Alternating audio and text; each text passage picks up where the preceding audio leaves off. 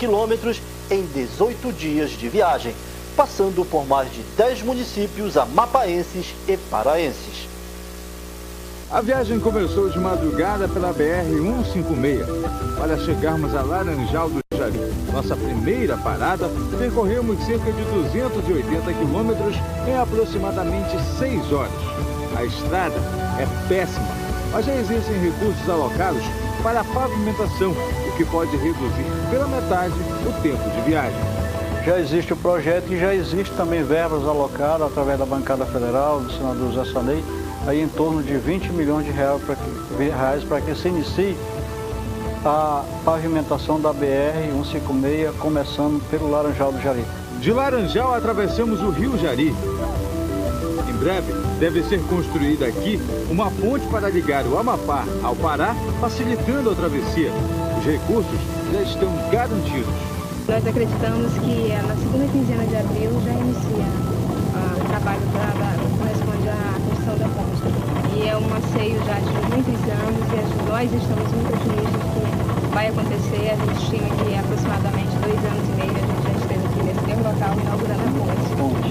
As famílias que moram na área onde será construída a ponte, aos poucos estão sendo transferidas para um conjunto habitacional construído pelo governo do estado em parceria com a Caixa Econômica. De Monte Dourado, seguimos pela PA 473 até Vila Munguba. São terras da Cadã, uma subsidiária da Vale do Rio Doce que explora o caulim da região. Na vila, deixamos os carros e de Catraia atravessamos para a Vitória do Jari, onde ficam as minas de caulim. Retornamos para Munguba. De volta à PA 473, percorremos 125 quilômetros, enfrentando serras e abismos, mas recompensados pela beleza da paisagem.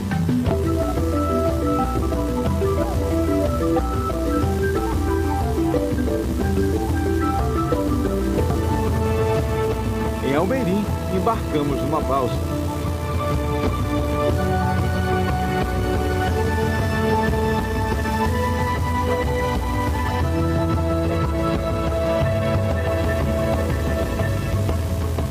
Foram cerca de 4 horas e meia pelo Rio Paru, até chegarmos na comunidade de Acarapi. Entramos no ramal aberto ao Madeireiros, que dá acesso à BA 254. Enfrentamos um atoleiro. Era apenas o primeiro obstáculo. Quilômetros depois, começaram a surgir as pontes, todas precárias. De Prainha, foram 130 quilômetros pela PA 254 até chegarmos a Monte Alegre, município que torce pela ligação rodoviária do Pará com o Amapá. A ligação deverá facilitar o escoamento da produção agrícola dos dois estados. Aqui produz milho, arroz, feijão, banana, abóbora, tudo que eles produzem. Ela vai toda para Macapá? Não, ela não vai toda para Macapá. Uma parte vai para Santarém, que a terça ela sai fora daqui também. Mas a maior força é para Macapá. Se do lado amapaense a integração está em andamento com a pavimentação da BR-156 e com os recursos para a construção da ponte do Jari, no Pará, o processo ainda é lento. Para encurtar o tempo de viagem e aumentar a segurança, o governo paraense terá que construir uma ponte na parte mais estreita do Rio Paru, abrir uma estrada ligando as comunidades de Recreios de Tuarana e asfaltar a PA 254. Porém, segundo o governador Simão Jatini, o Pará não tem verbas para tocar as obras. Em Monte Alegre, colocamos os carros numa balsa. No 8º dia de viagem da Rota Tucuju, às 6h30 da manhã, nós avistamos a cidade de Santarém, considerada a pérola do Tapajós e uma das cidades mais importantes do estado do Pará. Depois de 2 horas e meia subindo o Amazonas, chegamos à cidade onde começa a rodovia que vai até Cuiabá. De Santarém a Belterra foram apenas 30 minutos.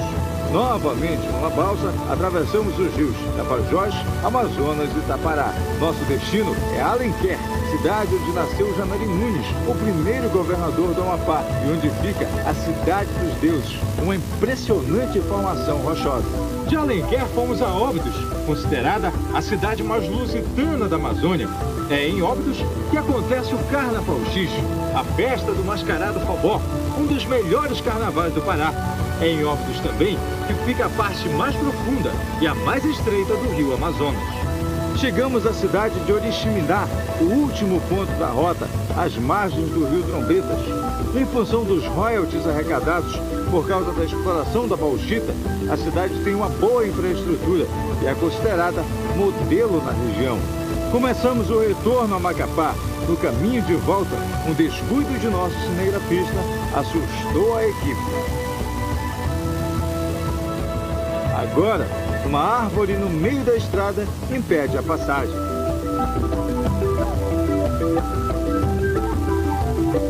Duas horas depois, conseguimos retirar o obstáculo. À noite, estávamos em Laranjal do Jari, recebidos com festa pela comunidade.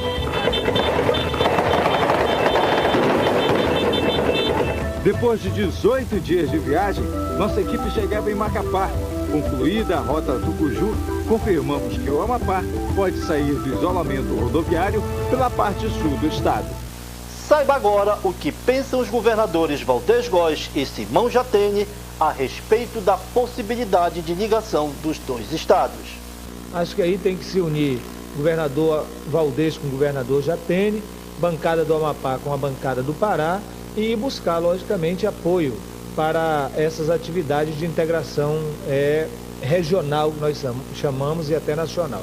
Agora é bom que se deixe claro, do lado do Amapá, tanto recursos para a Ponte do Jari, que está em curso, isso já há mais de 3 anos que o presidente Sarney consegue recursos para a Ponte do Jari, quanto para a BR-156 no trecho sul, já são providências que o Amapá tem adotado. Qual é a minha expectativa? E já vai aqui até um pedido para o senador Zé Sarney, que ele utilize o prestígio dele junto à República para que se obtenha recursos para asfaltar também o lado do estado do Pará.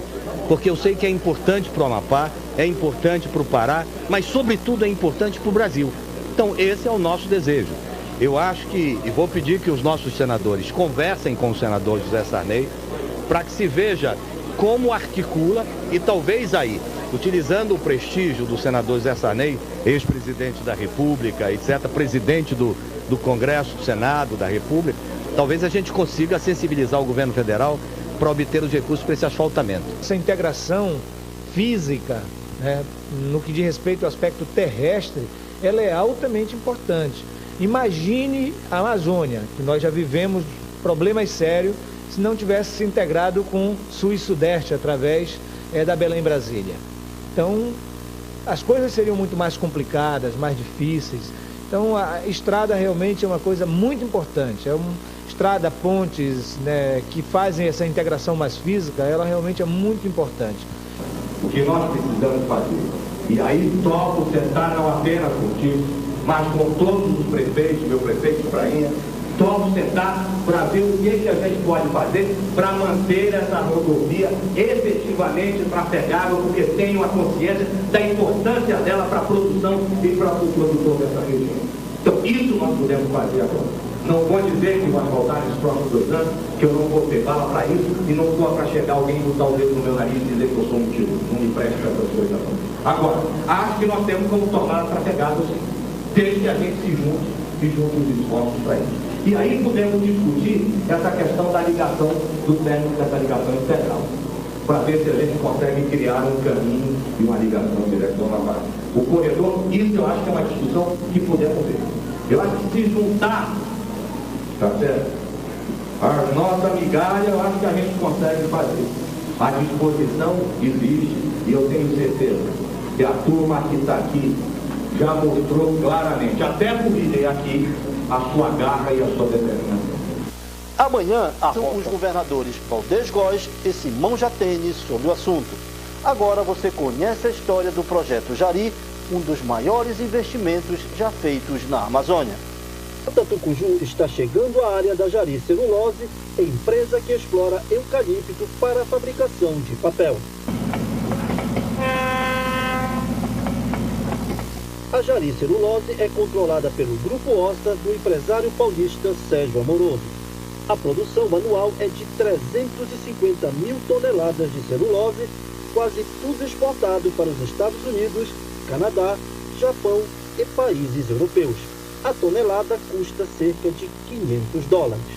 Na Amazônia existe uma outra fábrica de celulose semelhante a essa, de um porte maior? Não, esta é a única fábrica de celulose da Amazônia. Da Amazônia. Ela gera quantos empregos diretos e indiretos para a região aqui do Pará e Amapá? Empregos diretos próprios mesmo, nós temos 720 funcionários. Diretos. Temos mais em torno de 2.500 funcionários de prestadores de serviço, sem falar nos empregos indiretos que gera na região. A história da Jari Celulose começa com o império montado no final do século XIX pelo coronel Zé Júlio de Andrade, que era o maior latifundiário do Baixo Amazonas. A Jari, criada pelo coronel, investia apenas no extrativismo, principalmente na coleta de castanha do Pará. Em 1948, a empresa foi vendida para um grupo de investidores portugueses, mas continuou fortemente extrativista. Em 1967, o controle foi repassado para o norte-americano Daniel Keith Ludwig.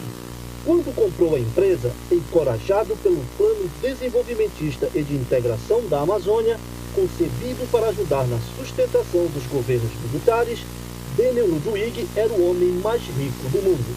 Tinha uma fortuna estimada em $5 bilhões. Com ele no comando, a Jari virou um megaprojeto que gerou 10 mil empregos. A gigantesca fábrica para processar celulose foi construída no Japão e transportada em 1978 em balsas imensas. Foram quase 3 meses de viagem, uma odisseia até o vale do Rio Jari. E ela funciona desde quando, sem parar? Desde 1979. Ela entrou em funcionamento e não parou mais. Não parou. Ela já passou por um processo, por exemplo, de modernização para se adaptar aos tempos atuais? A fábrica ela só para fazer manutenções programadas.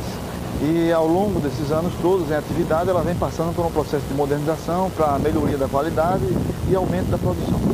No governo do general João Batista Figueiredo, o último presidente militar, ocorreu um movimento de nacionalização e a reorganização do megaprojeto de Daniel Ludwig. Como desdobramento da nacionalização, nasceu a Jari Celulose. A história do empreendimento pode ser conhecida no acervo exposto na Casa do Jari, uma espécie de memorial do projeto. Apesar de toda a riqueza explorada na região, é visível o contraste entre as vilas de Monte Dourado e Munguba e as comunidades que ficam ao redor do Projeto Jari. Em Monte Dourado, onde moram os empregados da Jari Celulose, as casas são grandes, as ruas bem sinalizadas, seguras e praças bem cuidadas. Existe até projeto paisagístico. Quem mora em Monte Dourado tem escola garantida, auxílio farmácia, auxílio alimentação e outros direitos que ajudam a assegurar uma boa qualidade de vida. A vila residencial do distrito de Munguba é outro exemplo de cidade planejada, segura e bem administrada. Pertence à Cadan, empresa que extrai e processa caulim. A vila dispõe inclusive de um moderno complexo de esportes e lazer. Depois da nacionalização e reorganização do Projeto Jari, a presença de agências bancárias e de órgãos estaduais e federais foi intensificada, tanto em Munguba quanto em Monte Dourado. Já em Laranjal e Vitória do Jari e na própria sede do município de Almeirim, a realidade é outra. As palafitas, a pobreza e a falta de infraestrutura ajudam a confirmar a exclusão social que ocorre no entorno dos grandes projetos já implantados na Amazônia. Muitas famílias chegaram aos 3 municípios atraídas pelos empregos que o projeto de Daniel Ludwig gerava 30 anos atrás. Mas poucos conseguiram trabalho, daí ser tão expressivo o número de desempregados e a quantidade de famílias que sobrevivem no mercado informal no Vale do Jari. Ontem você começou a acompanhar a exibição do projeto Rota Tucuju, realizado aqui pelo Reginaldo, sua equipe, o deputado Mandi, e você já começou a ver ontem coisas interessantes e hoje você está vendo coisas mais interessantes ainda. Ontem você viu a nossa equipe saindo aqui do estado do Amapá, a estrada toda arrebentada, o nosso Laranjal do Jari, nosso beiradinho, que agora é Vitória do Jari, e a partir de hoje você começa a confrontar isso com outra realidade. Você vai perceber, né, que a ideia é mostrar para você o quanto a coisa poderia ser melhor. A partir do momento em que você tem a oportunidade de ver a cidadezinha de Monte Dourado, que na verdade é um distrito, né, o pátio lá da Cadam, né, você começa a ver então, né, que os projetos multinacionais, que os grandes projetos, eles tinham sim, né, um modelo bom para a Amazônia, mas eles aplicaram só naquilo que pertencia diretamente a eles. As comunidades em volta deixaram para lá. Mas isso já passou, não vamos, a intenção da equipe do Reginaldo aqui não é atirar pedras em ninguém, muito pelo contrário, é convidá-lo e estimulá-lo, né? E você tem que acompanhar isso todos os dias, até terminar a apresentação, porque você está sendo convidado e você está sendo estimulado a discutir, né, aqui enquanto sociedade, enquanto cidadão, discutir o futuro do estado do Amapá.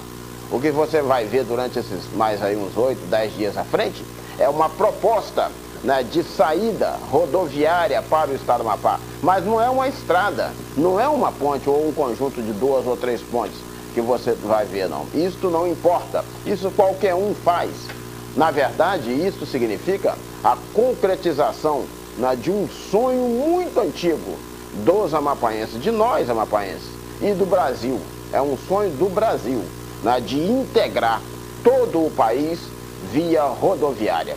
Se nós conseguirmos, através desse estímulo, desse desafio que está sendo apresentado a você aí, se nós conseguirmos mobilizar nossos políticos, mobilizar até o presidente da República, obter um compromisso da nação para com a execução dessa proposta, ou outra semelhante a essa, o Amapá deixará de ser um estado insular, deixará de ser um estado ilha, né, e se transformará num estado integrado. O Brasil então poderá dizer, né, só falta um território brasileiro a também ser integrado para que o Brasil possa ser único em relação às relações rodoviárias que ele tem. Se nós fizermos aqui, faltará Fernando de Noronha. Né? Fernando de Noronha é mais difícil, porque tem um oceano pela frente, mas de qualquer maneira o Brasil terá dado um passo muito grande, porque hoje, né, o Brasil não pode dizer isso. O Amapá continua isolado em relação ao resto do país. Esse projeto, meu amigo, você que está me ouvindo aqui agora, e eu não tenho que falar do que você está vendo, eu estou apenas tentando lhe estimular mais e mais a discutir isso. Este projeto é como campanha política. Um candidato à presidência da República que não vem ao Amapá, por exemplo, ele não pode chegar lá na televisão e dizer: eu percorri o Brasil, eu conheço o Brasil. Ele não pode falar isso, porque ele não veio ao estado do Amapá. E o país não pode se apresentar em lugar nenhum sem o estado do Amapá, porque o Amapá é um estado federado. O Amapá é parte legal, legítima desse nosso país. Portanto, essa ligação rodoviária não é uma questão pura e simples de construir estrada, de construir ponte para atravessar para lá ou para cá. Eu, recentemente, ouvi um comentário até de um deputado. E o deputado achando que essa ponte sobre o Rio Jari é uma bobagem, poderia botar uma balsa melhor ali para fazer a travessia. Quer dizer, falta a esse deputado, pelo menos na minha opinião, e não pode faltar a você, a compreensão. Você pode até ter também uma opinião como essa, mas desde que você compreenda que o projeto que está sendo proposto aí não é um projeto de construção de ponte, é um projeto de integração rodoviária de um estado, por sinal, um grande estado brasileiro, que é o estado do Amapá, uma promessa, né, econômica para o país, que é o estado do Amapá, um modelo de conservação ambiental, que é o Amapá, para o país. E isso está sendo proposto através da integração rodoviária. Então é muito bom que você tenha, né, compromisso com essa matéria, discuta isso. Você que é professor, você que é aluno, não é por causa da TV Tucuju, não, é por causa do assunto, do tema. Leve o tema para a sua sala de aula. Os nossos amigos que estão aí no presídio, né, que precisam de ocupar as suas cabeças com alguma coisa importante, inteligente, discutam vocês também são cidadãos. Nós vamos contar com vocês aqui fora novamente. Então, é preciso que vocês também se envolvam nessa discussão, porque a cidadania tem que dar uma resposta a isso. Se a política não der, a cidadania dá logo a sua resposta. É importante, queremos isso, vamos lutar por isso. Ou então, não é importante, não queremos isso, não vamos lutar por isso. Mas ninguém pode tomar uma decisão pró ou contra aquilo que ele não conhece. E o Reginaldo, então, com a sua equipe, o deputado Mandi, né, estão oferecendo a todos nós uma oportunidade para conhecermos essa região adjacente ao nosso projeto de integração, para que então a gente emita opiniões, né, mais consistentes. Os políticos também, tomara que eles não percam um minuto dessa série aí, porque eles precisam de saber muito mais do que nós. E infelizmente, alguns deles sabem muito menos do que nós sobre isso. Está aí uma oportunidade para eles também, né, passar o dia falando disso, fazer discurso e etc., produzir artigos para jornais, né? Que é muito difícil a gente ver um deputado aí escrever alguma coisinha para que a gente conheça a cabeça dele, mas está aí uma oportunidade para todos nós. De resto, nós vamos avisando a vocês que todos os dias, até terminar a série, nós estaremos aqui tentando comentar, né, com o Reginaldo ou para o programa, né, outros aspectos específicos dessa viagem. Já começamos aí a ver algumas cidades, já vimos aí Santarém, né, já tem aí uma proposta de criação do território, né, do Tapajós, que Santarém seria certamente a sede desse território, e tem então aí uma nova realidade. Por sinal, este projeto de criação do território do Tapajós, que talvez já entre em pauta agora, ou então adquiriu a condição. Segundo o seu João, Zé Júlio era um homem bom. Adotou dezenas de crianças, inclusive indígenas, e amparava os seringueiros e coletores de castanha que trabalhavam nas suas terras. Aqueles pobrezinhos que não tinham para se manter, ele requeria. Ficar com ele era compadre, comadre, e por aí se levava. Ele era um homem educado, era filho, ou ele era um homem ignorante? Não. O senhor chegasse na casa dele, ele gostava de ver você conversar com ele. Você gostava de ver de conversar com ele. Porque tem histórias, eu já escutei histórias aqui pela região, de que ele era um homem mau, que mandava dar surra nas pessoas, que explorava os castanheiros, é verdade isso? Não chegava a ser isso aí, porque para surrar e matar, agora tá dobro disso. O agricultor Raimundo Rodrigues, morador da vila Água Branca do Cajari, no município de Laranjal do Jari, conta outras histórias e diz que o coronel era autoritário e violento. Determinava os preços da borracha e da castanha, manipulava e explorava os nordestinos que trabalhavam nos seus seringais e punia com crueldade os adversários e aqueles que não cumprissem suas ordens. Se viveu aqui antigamente regime de escravidão, né? Acabou que era obrigado a produzir o que colocava naquela área, se não produzisse, era expulso, surrado, às vezes até executado. Seus avós contam que o coronel Zé Júlio fez muito isso? Isso é que era a tradição dele. Porque alguns contam que ele era um homem bom, que tratava todo mundo bem, mas... Bom, se fizessem da maneira dele, se não fizessem... Apanhava, surrava, era um trabalho quase que escravo, né? Com certeza. Também morador da Vila Cajari, José Félix garante não saber nada sobre as atrocidades de Zé Júlio, mas fala com muita segurança a respeito das punições violentas comandadas por seu tio, o capitão Crispim de Almeida. Ele era bom para cada bom e ruim para gente ruim, mas ele não era muito bom, não. Não? Mas ele chegou assim a mandar contar gente? Não, mandou matar, mandou surrar, mandava amarrar. Isso eu sei contar bem. Por exemplo, só na promotoria, 23% dos casos que lá recebemos são referentes à violência contra a pessoa. O curso será realizado em todo o Brasil e aqui no Amapá ele está sendo realizado pelo Ministério Público e a Associação Nacional em Defesa da Pessoa Idosa e com Deficiência. Mas e os idosos que passam por problemas de desrespeito? Como eles se sentem? Seu João trabalhou mais de 30 anos como operador de máquinas. Agora, para receber suas perdas salariais, ele já está há mais de 2 anos lutando para tentar conseguir alguma coisa. Eu andei tanto para lá, depois, um lá da Federal, não sei se era o juiz, se era segunda pessoa dele, disse, olha, seu João, seu Trindade, me chama seu Trindade, ser positivo, eu lhe dizer.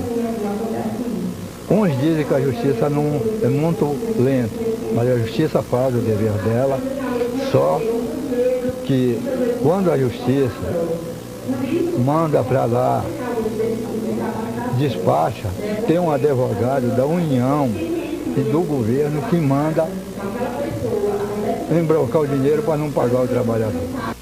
2 anos integrando o Amapá. O programa O Estado é Notícia completa 2 anos hoje. O programa é interligado por 12 emissoras de rádio e é levado ao ar de segunda a sexta, de meio-dia a 1h30 da tarde. A Rota Tucuju chega à sede do município de Almeirim. A cidade tem mais de 100 anos e fica na margem esquerda do rio Amazonas. De Monte Dourado a Almeirim são cerca de 130 quilômetros. A viagem se torna longa por causa das condições da PA 473, a estrada que dá acesso à sede do município.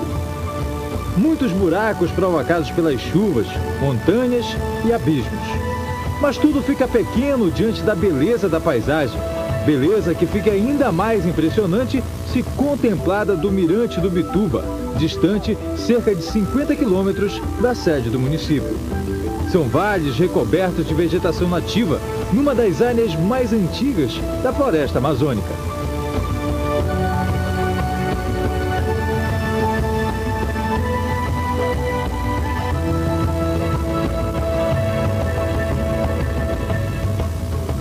O Mirante do Bituba já se transformou numa das áreas mais visitadas no município de Almeirim. Ele foi construído no ano de 2003. A vista, sem dúvida, é espetacular. São quase 300 metros de altura. Ao longe, as árvores parecem minúsculas. O mirante recebeu o nome da comunidade em que foi construído. Bituba tem cerca de 12 anos e foi fundada pelo aposentado Ozi Gomes. Engraçado isso aqui, até o pessoal me chamava de doido, né? Que não tinha... Eu comecei a fazer as casas aí, né? Plantar, aí, minha mulher, tudo. Aí foi chegando o pessoal, né? As 50 famílias de Bituba vivem da plantação de arroz, milho e feijão e da criação de animais. A água só mesmo do Poço Amazonas que atende boa parte da comunidade. Por causa da má conservação da PA 473, os carros não passam mais por aqui. Os motoristas preferem trafegar por outra estrada. De acordo com os moradores, o desvio dos caminhões deixou isoladas, além de Bituba, comunidades próximas, como a Goela da Morte e a Guete. Os mais prejudicados foram os agricultores, que nem sempre conseguem chegar à nova estrada para embarcar com sua produção para a cidade. Eles não acertaram nada. Saiu o prefeito que estava, entrou esse outro aí eles estão nisso. Chegamos à sede de Almeirim. O município é um dos maiores do país em extensão. São 67.870 quilômetros quadrados. Fica à margem esquerda do rio Amazonas e tem cerca de 35 mil habitantes. O nome da cidade é de origem portuguesa.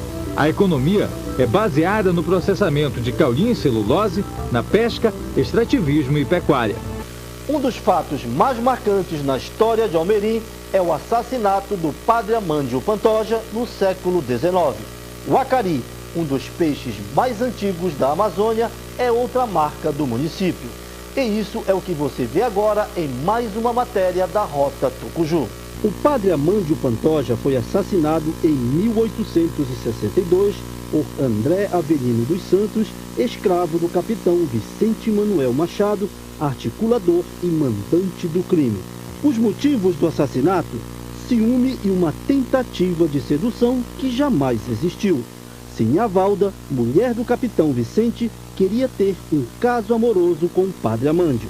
Contrariada por não ser correspondida, Sinhavalda disse ao marido que o vigário da cidade tentara seduzi-la. Enciumado, o capitão mandou que seu escravo matasse o religioso. O escravo matou o vigário com um tiro de espingarda e vários golpes de faca. Como recompensa, ganhou 50 mil réis e a liberdade com uma carta de alforria.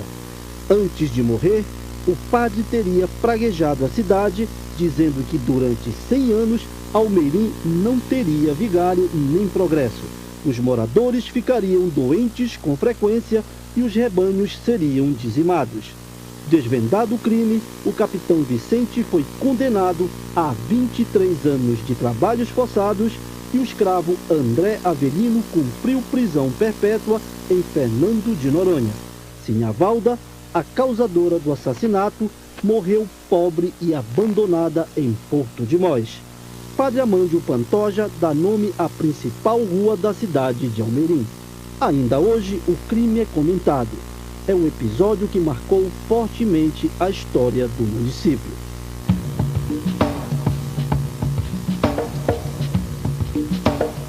O município também é marcado pelo consumo de peixe, especialmente o acari, encontrado com facilidade no Baixo Amazonas.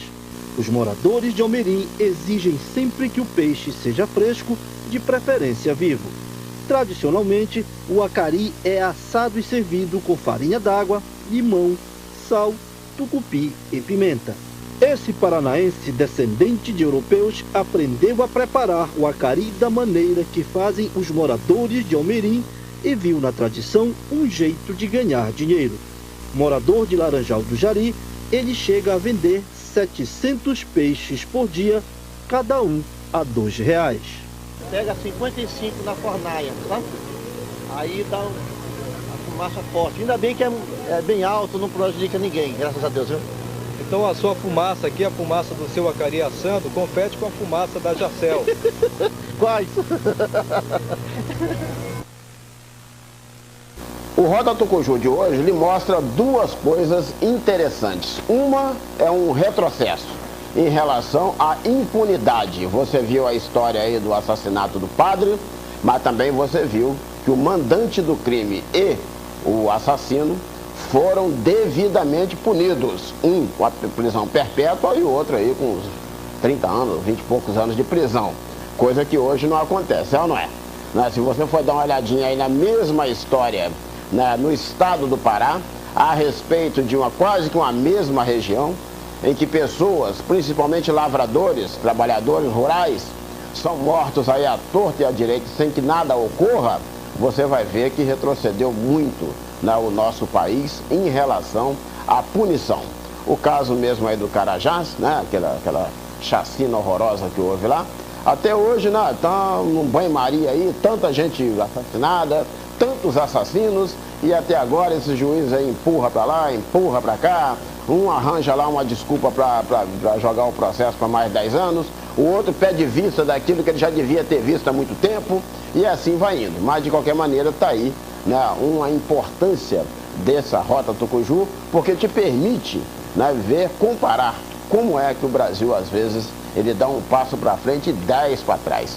Hoje, matar padre, matar irmã, matar lavrador é a coisa mais simples do mundo. E de repente, os julgamentos de hoje isenta todo mundo, escolhe lá o cara lá da ponta e diz que ele é um monstro, e daqui a pouco o sujeito cumpre 3, 4 anos na prisão e está aí fora, pronto para matar novamente. Este foi um aspecto que você viu, e que você pode agora comparar. Talvez, certamente como eu, era coisa que você não sabia, que você não conhecia.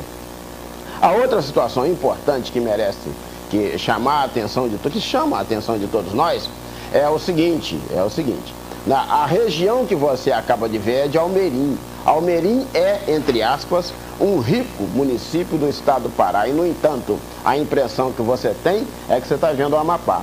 Pontes mal feitas, lavradores abandonados, queimadas para tudo quanto é lado, produção mínima de farinha, uma coisinha de nada, uma cumbuquinha só de arroz que o sujeito produz para o próprio consumo, estradas esburacadas e impedidas na época do inverno, conforme ocorre aqui no estado do Amapá. Qual é a lição disso? É que você deve ser mais tolerante para com o estado do Amapá, porém não deve deixar nunca de lutar pelas nossas coisas aqui. E você não precisa de lutar como aqueles que lutam lá no Pará com a arma na mão, não. Você pode lutar com a sua inteligência, com a sua crítica, com a sua sugestão, com a sua pressa. Manifeste a sua pressa de ver o estado do Amapá melhorar. Porque, olha, um dado, O município de Almerim tem 67 mil, 70 mil quilômetros quadrados. Na realidade, aquele município, só ele, significa 50% da área territorial do nosso estado. Consequentemente, você pode perceber, né, que tratar do estado do Amapá não é difícil, porque aqui nós temos um governador e temos mais 16 prefeitos para cuidar de uma área apenas 2 vezes maior do que o município de Almerim. Portanto, nós temos um caminho, nós temos jeito, nós temos uma perspectiva bastante boa à nossa frente, que é uma área relativamente pequena para uma população ainda também pequena. No quinto dia de viagem, percorremos cerca de 12 quilômetros até chegarmos à foz do Rio Paru, onde embarcamos numa balsa. Foram mais de 4 horas navegando pelo rio, uma viagem longa, mas com uma paisagem capaz de despertar a admiração do mais entediado dos navegantes.